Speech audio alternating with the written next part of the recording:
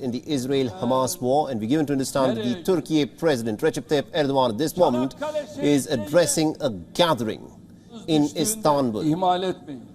Muhakkak gidin. Mezar taşlarının üzerindeki isimlere ve şehirlere iyi bakın. Orada Balıkesirli ile Şanlıurfalı'nın olduğu gibi Gazze'li ile Üsküplü'nün yan yana yattığını göreceksiniz. So Recep Tayyip Erdogan at this moment is of course addressing his supporters. The issue of Palestine is electric, both in the Muslim and also in the Christian world, because of the historical and the religious associations that all three Abrahamic faiths have got with the land of Palestine, and the humanitarian crisis that has blown in the face of the people there in the aftermath of this relentless campaign of bombing that has been described as inhuman and cruel, has now created a lot of pressure on the leaders to, of course, respond to this crisis. There are rallies that are taking place in different parts of the world, not just in the Arab world, but even in the capitals of the Western Christian nations, where people are horrified at this absolute slaughter of innocent civilians that is at this moment taking place as we speak, with this relentless bombardment of innocent civilians. Homes have been reduced to rubble. Schools run by the United Nations have also come under repeated attacks.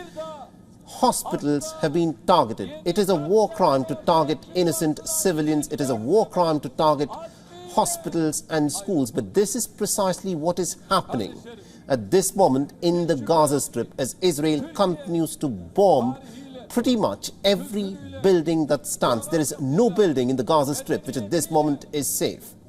Now remember, it is the Americans who also seem to be fueling this war, because the Americans have a big stake in this crisis. The Americans started shipping weapons to the Israelis from day 2 of this conflict. Without the American weapons, Israel, of course, would not be able to carry on this kind of bombardment of the Gaza Strip. It simply does not even have the capacity to produce these kind of weapons. It is American weapons that are being handed over to the Israelis, who then are dropping these bombs on the hapless Palestinians. Now, Israel says that it is going after Hamas, but the images that are coming out of the Palestinian territory of Gaza paint a completely different picture. 7,700 innocent Palestinians being killed. The death toll is only expected to rise. And yesterday night, there was a complete communication blackout that Israel effected as its tanks and armor rolled inside of the Gazan territory. Now, Israel has been a little circumspect in sending in its tanks, because there is this fear that the Hamas resistance fighters, they've dug in a number of tunnels and they could ambush the Israeli tanks as and when they come in. And it remains to be seen as to what, of course, happens there and how far deep Israel, of course, continues to send in tanks. Recep Tayyip Erdogan, as a key and an important leader in the region, has dubbed this violence that is being perpetrated on the innocent civilians as unacceptable. And he's one of those leaders who's called for an immediate humanitarian ceasefire. The United Nations General Assembly has also called for an immediate ceasefire. Remember, there was a vote that was held on Friday, and an overwhelming majority of the nations, of course, voted that there should be truce. 120 nations, and this should give you an impression about the popular support for a humanitarian truce to be called in, because of the humanitarian catastrophe that is unfolding in the Gaza Strip. Now, these are the scenes in Istanbul at this moment, as Erdogan is addressing his supporters.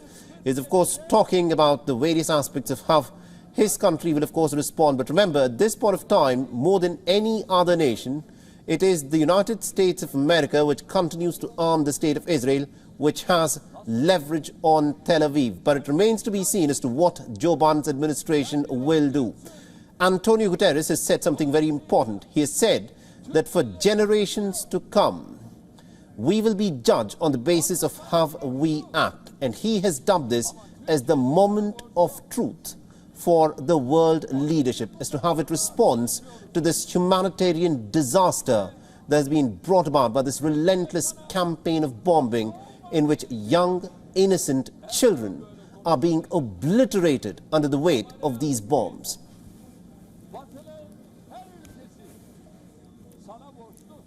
WION is now available in your country. Download the app now and get all the news on the move.